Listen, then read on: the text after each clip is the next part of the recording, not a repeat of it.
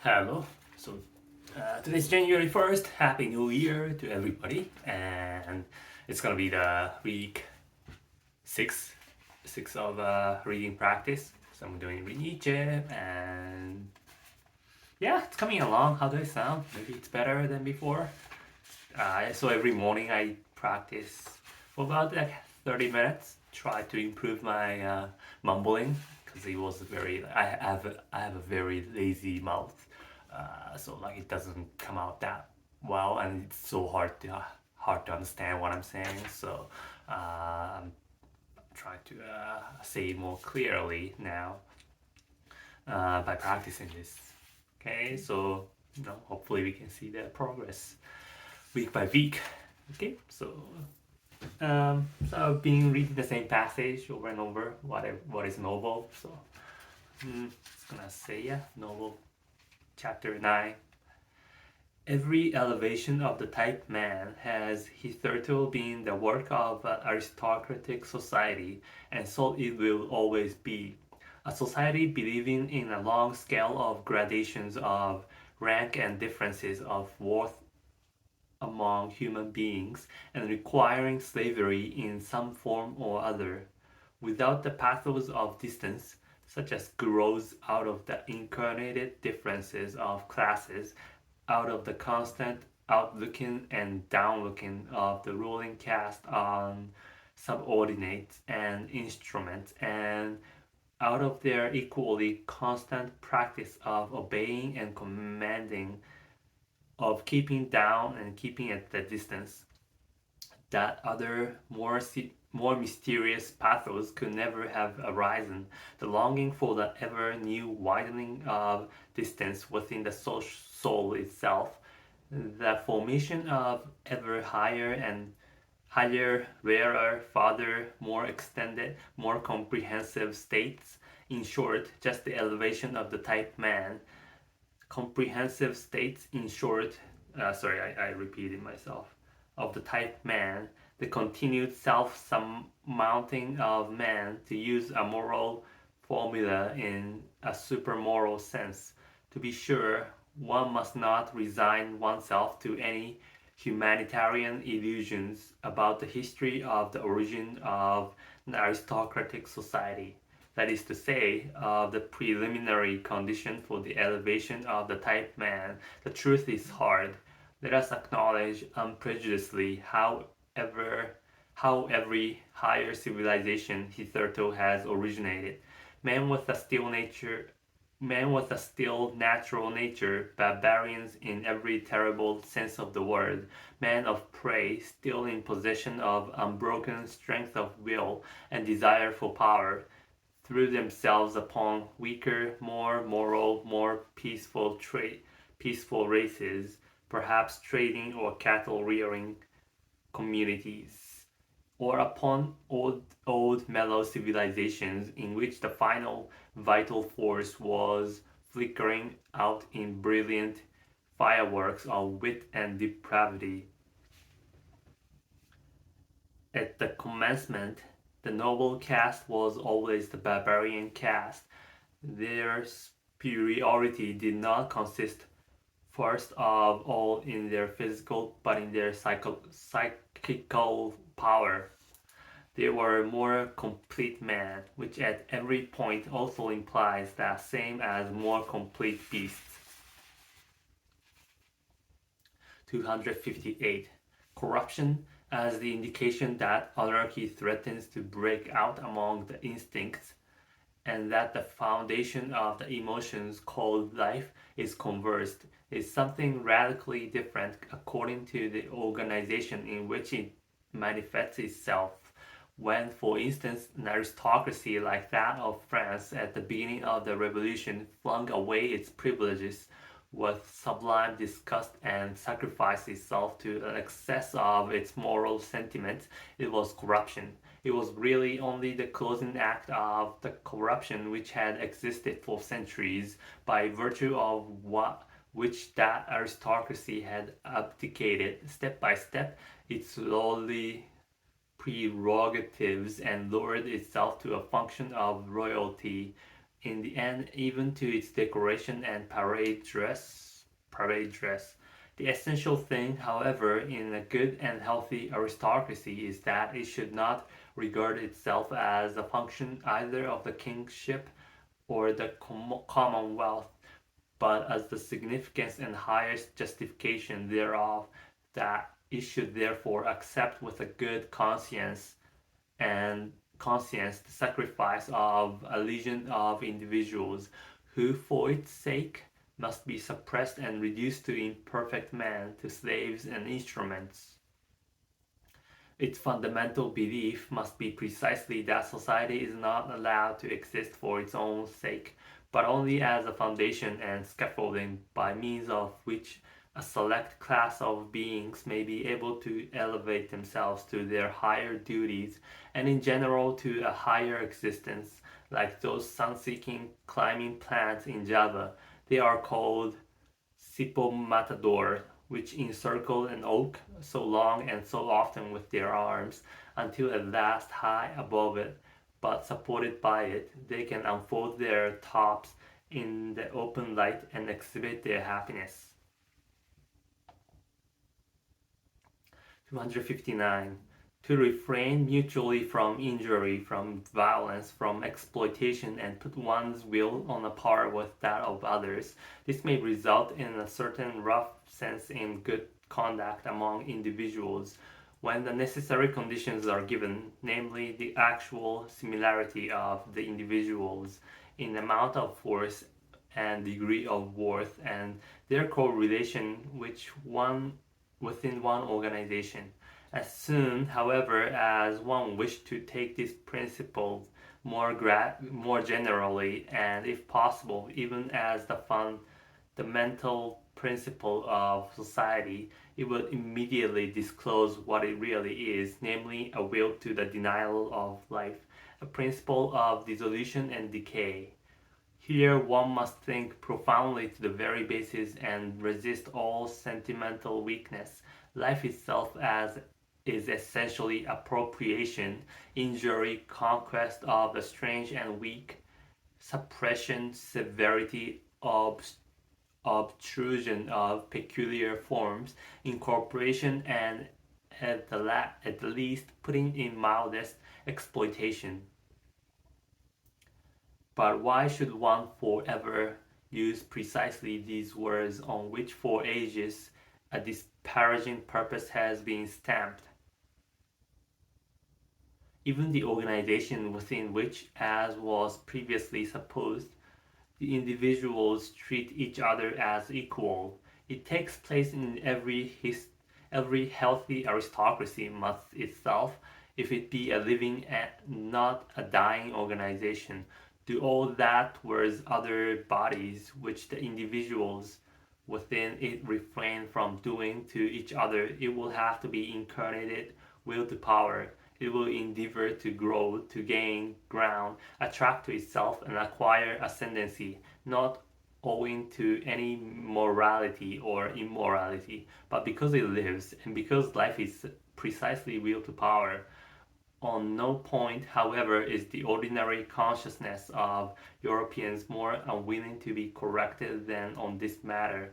People now rave everywhere, even under the guise of science, about coming conditions of society in which the exploitation character is to be absent. That sounds to my ears as if they promise to invent a mode of life which should refrain from all organic functions.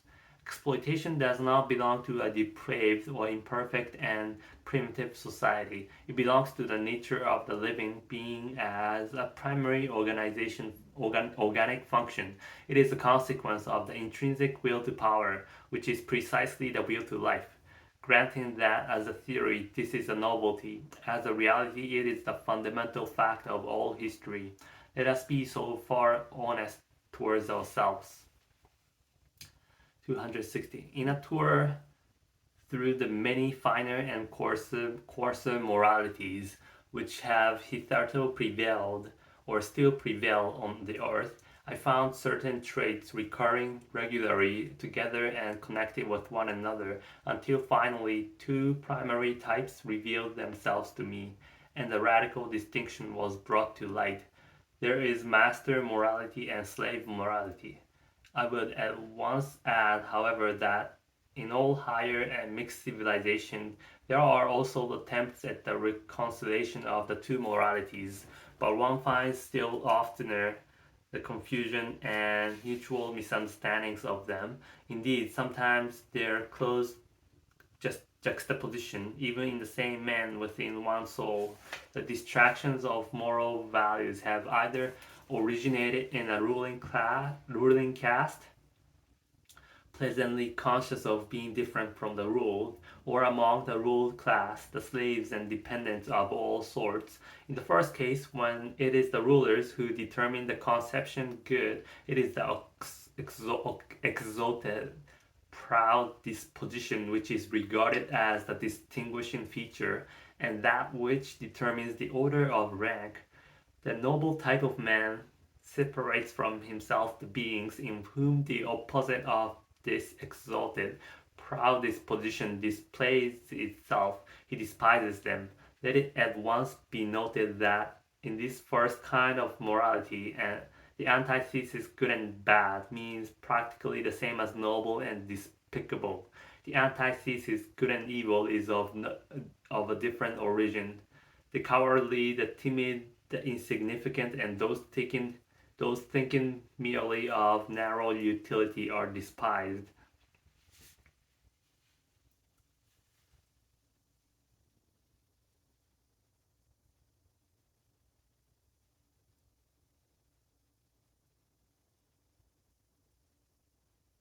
Moreover, also the distrustful, with their constrained glances, the self-abasing, the dog-like kind of man who let themselves be abused, mendicant flatterers, and above all the liars. It is a fundamental belief of all aristocrats that the common people are untruthful. We truthful ones, the nobility in ancient Greece, called themselves. It is obvious that everywhere the designation of moral values were at first applied to man and were only derivatively, and at a later period applies to actions. It is a gross mistake, therefore, when historians of morals start with questions like, why have sympathetic actions been praised? The noble type of man regards himself as a determiner of values. He does not require to be approved of. He passes the judgment. What is injurious to me is injurious in itself. He knows that it is he himself only who confers honor on things. He is the creator of values. He honors whatever he recognizes in himself. Such morality equals self-glorification. Self-glorification. In the foreground, there is a feeling of plenitude of power which seeks to overflow the happiness of high tension, the consciousness of a wealth which would fain give and bestow. The noble man also helps the unfortunate, but not or scarcely out of pity, but rather from the impulse generated by the superabundance of power.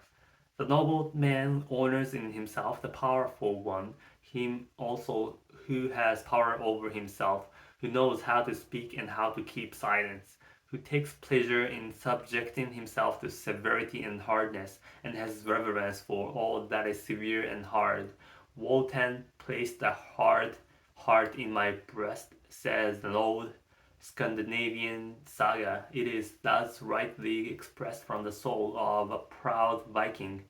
Such a type of man is even proud of not being made of sympathy. The hero of the saga therefore adds warningly, he who has not a hard heart when young will never have one. The noble and brave who think thus are the farthest removed from the morality which sees precisely in sympathy or in acting for the good of others or in disinterestment the characteristic of the moral faith in oneself, pride in oneself, a radical enmity and irony towards selflessness belong as definitely to noble morality as as do a careless scorn and precaution in presence of sympathy and the warm heart. I just want to spend some time reading that passage again. Selflessness, beloved, as definitely to novelty. The noble and brave who thinks those are the farthest removed from the morality which is precisely in sympathy when acting for the good of others.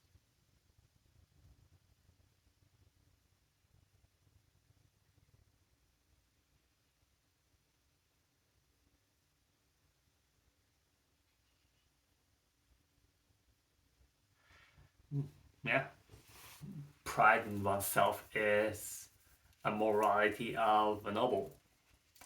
Anyway, going back. The profound. No, it is the powerful who know how to honor. It is their art, their domain for invention. The profound reverence for age and for tradition, all law rests on this double reverence. The belief and prejudice in favor of ancestors and unfavorable to newcomers is typical in the morality of the powerful.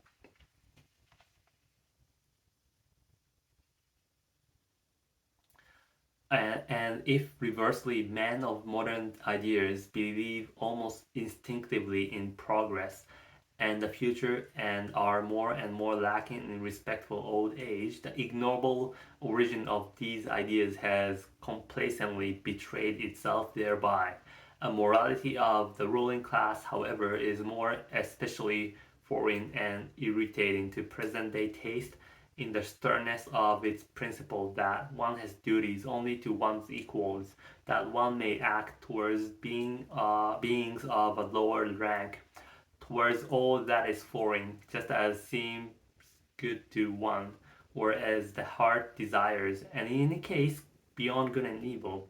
It is here that sympathy and similar sentiments can have a place, the ability and obligation to exercise prolonged gratitude and prolonged revenge, both only within the circle of equals, artfulness in retaliation, refinement of the idea in friendship, a certain necessity to have enemies as outlets for the emotions of envy, quarrelsomeness, arrogance, in fact, in order to be a good friend. All these are typical characteristics of the noble morality, which, as has been pointed out, is not the morality of modern ideas, and is therefore at present difficult to realize and also to unearth and disclose. It is otherwise with the second type of morality, slave morality. Supposing that the abused, the oppressed, suffering the unemancipated, the weary, and those uncertain of themselves should moralize what will be the common element in their moral estimates, probably a pessimistic suspicion with regard to the entire situation of man will find expression, perhaps a condemnation of man together with his situation. The slave has an unfavorable eye for the virtues of the powerful. He has a skepticism and distrust, a refinement of distrust of everything good that is their owner. He would fain persuade himself that the very happiness there is not genuine. On the other hand, those qualities which serve to alleviate the existence of sufferers are brought into prominence and flooded with light. It is here that sympathy, the kind, helping hand, the warm heart, patience, diligence, humility, and friendliness attain to honor.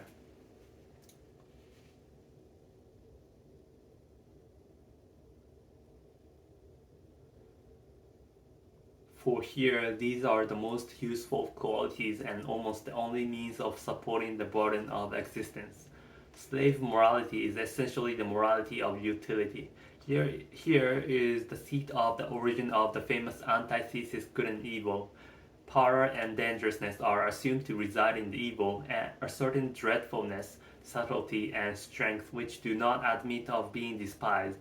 According to slave morality, therefore, the evil man arouses fear. According to master morality, it is precisely the good man who arouses fear and seeks to arouse it.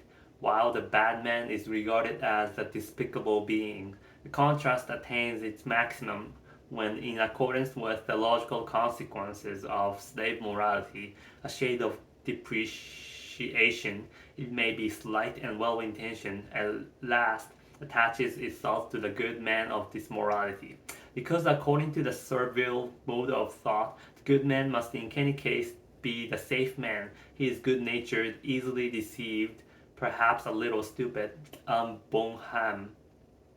Everywhere that slave morality gains the ascendancy, language shows a tendency to approximate the significations of the words good and stupid. A last fundamental difference is the desire for freedom, the instinct for happiness, and the refinement of the feeling of liberty belong as necessarily to slave morality, and morality as artifice and enthusiasm in reverence and devotion are the regular symptom of an aristocratic mode of thinking and estimating. Hence we can understand without further detail why love as a passion, it is our European specialty, must absolutely be of noble origin, as is well known. Its invention is due to the Provençal poet Cavaliers, those brilliant, ingenious men of the Guy saber, to whom Europe owes so much and almost owes itself. Okay, so that was good. What is noble, nobility? So yeah, he tries to make a lot of distinction. Like, I guess. So the words such as, sympathy, the kind, helping hand, the warm heart, patience, diligence, humility, and friendliness attain to honor. So sounds like a lot like a samurai ethos, diligence,